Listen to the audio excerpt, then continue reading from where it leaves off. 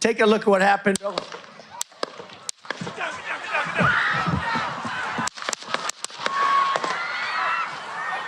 Bonjour, bonjour. Alors aujourd'hui pas de livre, mais ça va revenir très vite. J'ai enregistré une chronique littéraire que je vais mettre en ligne bientôt. Mais je prends la parole pour parler d'autre chose et rester dans l'actualité. Et décidément il se passe beaucoup de choses. Et pas qu'en France. Alors pour ceux qui ne l'ont pas encore vu, on a tiré sur Donald Trump lors d'un meeting qu'il faisait en plein air. Donc ça a fait le tour des médias américains, évidemment, et je voudrais juste dire un mot sur ce sujet parce que, évidemment, il est quand même le signe de quelque chose. Déjà, évidemment, il est le signe du durcissement de nos époques, même si c'est pas la première fois qu'on tire sur un président américain, hein, évidemment. Mais il y a quand même quelque chose qui est à noter, qui est important, c'est que finalement on tire aujourd'hui sur Donald Trump et on ne tire pas sur Joe Biden. Alors je vais revenir là-dessus tout de suite après. Alors c'est quand même un phénomène assez incroyable et assez effrayant parce que en réalité il est le signe de notre époque et il est le signe des divisions de notre époque, division que je pointais dans ma vidéo quand je parlais de la lettre d'Emmanuel Macron la dernière fois. Et c'est vrai que on ne doit même plus s'étonner, de cette époque agressive, parce que finalement, les médias eux-mêmes sont devenus extrêmement virulents, extrêmement agressifs, les partis politiques le sont également. Je dis pas que Trump ne l'est pas, hein, mais par exemple les partis politiques qui ont la faveur des médias, évidemment ne sont pas attaqués, alors que ceux qui sont la cible des médias comme le parti républicain aux États-Unis, plutôt la cible des médias massivement, hein. On sait que la plupart des médias américains, on nous parle de 80 à 90% des médias américains qui ont une ligne éditoriale politique démocrate, anti-républicaine et encore plus, depuis que c'est Trump, anti-Trump. Et donc ils n'hésitent pas à, si ce n'est le désigner comme cible, le diaboliser au possible. On connaît ça en France, on l'a vu avec d'autres partis politiques. Et donc finalement, en diabolisant des figures politiques comme celle de Trump, on les met évidemment en danger. Et au final, qu'est-ce qui se passe? Alors là, on va voir, on va attendre que l'affaire se décante un petit peu, mais visiblement, au vu des images, il s'est fait tirer dessus, ça a l'air d'être l'oreille droite qui est touchée. Il y a eu plusieurs détonations, d'après ce qu'on sait déjà, il y a un mort parmi le public potentiellement, et puis le tireur qui a été abattu. Et on ne sait pas à quoi il a tiré, peut-être une vanne de long-rifle, enfin, on ne sait pas en tout cas. Visiblement, en s'en tenant aux premières informations, aux premières images, il a été blessé à l'oreille, donc probablement qu'on lui visait la tête. Et donc pour revenir sur les cibles que représentent aujourd'hui les hommes politiques, en tout cas certains hommes politiques, eh bien ils sont désignés par certains médias, mais parfois par beaucoup de médias, comme des personnes presque à éliminer du champ politique, et de là à les éliminer tout court, eh bien pour certains individus, comme ce sera peut-être le cas, on verra qui est le tireur là, pour l'affaire Trump, pour certains individus eh bien, qui sont prêts à aller plus loin que ça, à prendre au pied de la lettre l'ambiance générale. Et l'ambiance générale est délétère. Il n'y a pas très longtemps, ça devait être en fin d'année dernière, Trump a été traité de fasciste par le gouvernement américain.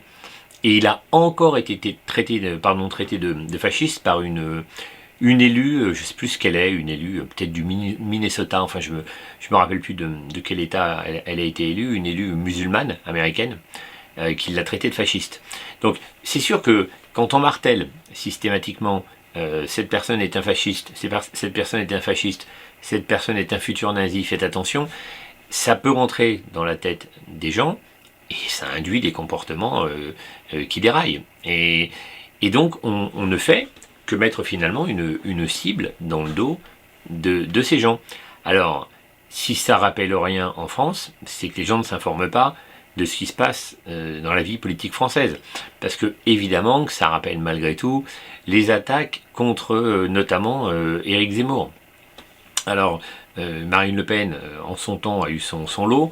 La nouvelle cible des médias depuis 2-3 ans, c'était Éric Zemmour, qui est lui aussi traité de nazi, traité de fasciste. Alors, lui, c'est plutôt le nazi, même si c'est pas loin d'être la même chose, mais en tout cas, c'est encore plus ciblé. C'est pas du fascisme généralisé, c'est du nazi. Donc, Zemmour, il est montré comme un nazi par pas mal de gens. Il est interpellé comme tel, et en le traitant de nazi, lui aussi, évidemment, on lui met une cible potentielle dans le dos, parce que c'est évident qu'avec le durcissement des temps, on peut avoir des gens qui se disent après tout c'est un nazi. Bon bah alors un nazi il faut l'éliminer, puisque on le sait très bien, on nous le dit depuis des décennies, les nazis il n'y a rien de pire, ce qui en fait est la réalité bien sûr, sauf que Zemmour n'a rien de nazi, et en lui mettant cette étiquette de nazi dans le dos, eh bien on le prend potentiellement comme une cible à éliminer. Donc est-ce que ce genre de choses pourrait arriver en France? Alors, comme on dit souvent, aux États-Unis, il y a beaucoup plus d'armes en circulation qu'en France. Il y a des armes en circulation en France. Il y a évidemment les chasseurs qui ont des fusils de chasse. On peut tuer quelqu'un avec un fusil de chasse. Il y a évidemment les tireurs sportifs qui sont de plus en plus surveillés, de plus en plus contrôlés, mais qui ont des armes.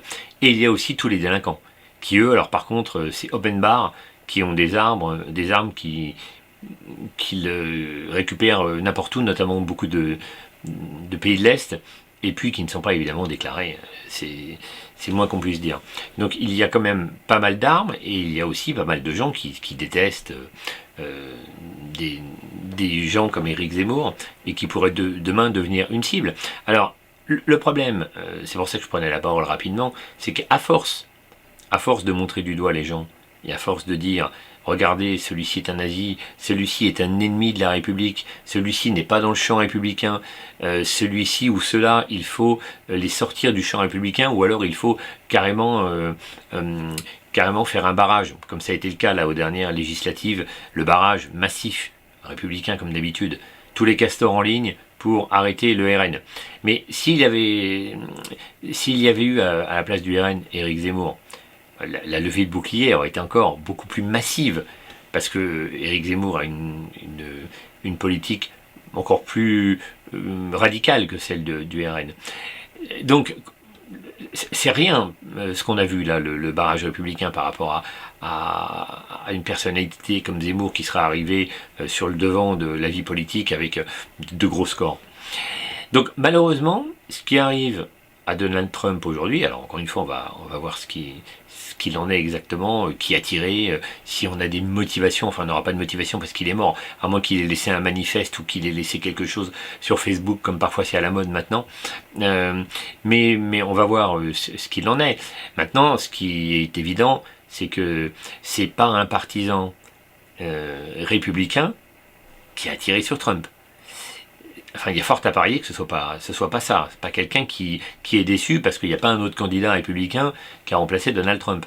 C'est obligatoirement ou quasiment obligatoirement un opposant politique, en tout cas quelqu'un qui se sent lui-même dans le camp ennemi, dans le camp opposé, pardon, qui considère que Trump est un ennemi.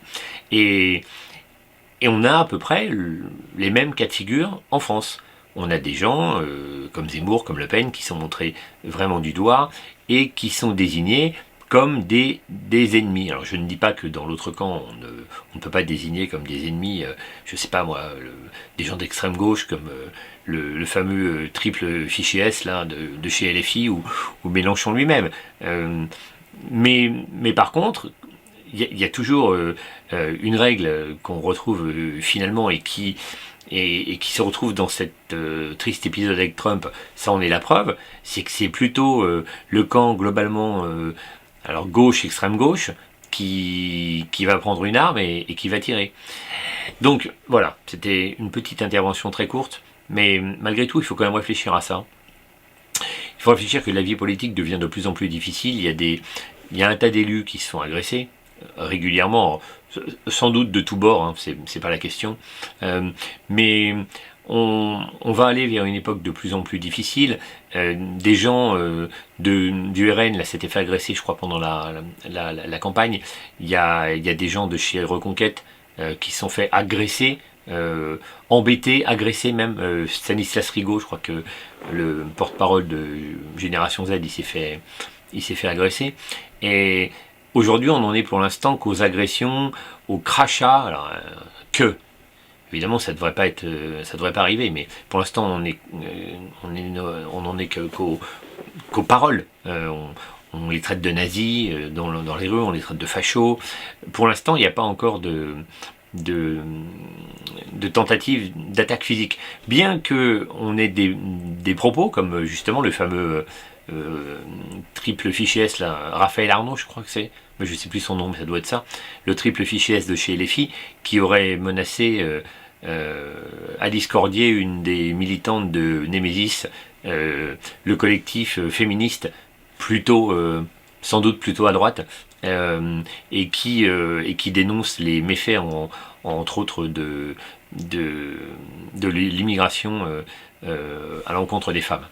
Et donc cet homme-là, il aurait tweeté, je ne sais plus si c'est un tweet, mais en tout cas il aurait fait sentir qu'il faudrait se débarrasser d'Alice Cordier. Je me demande s'il n'a pas parlé de lui tirer dessus, quelque chose comme ça. Donc un jour, on va se retrouver avec quelqu'un qui va prendre au pied de la lettre et qui va dire, bon bah moi, on m'a tellement dit que Zemmour était un nazi, un fasciste, à l'instar de Donald Trump, eh bien que je vais l'éliminer. Pourquoi est-ce qu'on garderait des gens comme ça sur notre territoire si c'est un futur Adolf Hitler? Donc voilà la responsabilité, la grosse responsabilité des médias, des opposants politiques, qui après vont pleurnicher. Parce qu'aujourd'hui, il y a toute une corde de gens qui ont déjà répondu en disant que la violence n'était pas une réponse, des gouvernants d'un peu partout là, qui ont tweeté et qui ont dit non, ça n'est pas une réponse, la violence, il ne faut pas de la violence en politique. Trudeau par exemple, le chef canadien, qui est un anti-Trump forcené, Biden aussi bien sûr, après c'est son rôle. Évidemment on serait encore plus outré qu'ils ne répondent pas. Mais on ne peut pas s'empêcher de sourire, malgré tout, de les voir tweeter tout de suite « Ah là là, quelle horreur vous avez tiré sur Donald Trump ». Mais eux-mêmes sont des braises qui attisent le feu, évidemment. Donc on ne peut pas s'étonner non plus d'une telle violence quand on l'entretient au quotidien. Et encore une fois, les médias aussi sont responsables. Ces médias qui entretiennent des haines systématiquement contre certaines personnalités, voire dans leur propre métier. On voit bien la guerre entre globalement la grande majorité, enfin la quasi-intégralité des médias et la chaîne CNews. Voire maintenant les journaux le JDD qui appartient à Bolloré ou Europe 1. Donc voilà, il y a une haine contre... On peut parler de haine qui se développe petit à petit contre globalement presque tous les gens qui travailleraient dans ces médias qui ne sont pas dans la mouvance politique globale, dans le courant mainstream de pensée, le courant progressiste à gauche, pour parler simple. Et donc évidemment qu'il peut y avoir de plus en plus de cibles désignées quand finalement cette agressivité, cette haine, elle est elle-même véhiculée par les médias et par les politiques. Voilà, j'en termine, c'était une toute petite présentation rapide pour relayer toutes ces images et relayer cette affaire autour de Trump. Et on attendra la suite en espérant, évidemment, que ce genre de choses n'arrive pas en France. A très bientôt pour une chronique littéraire.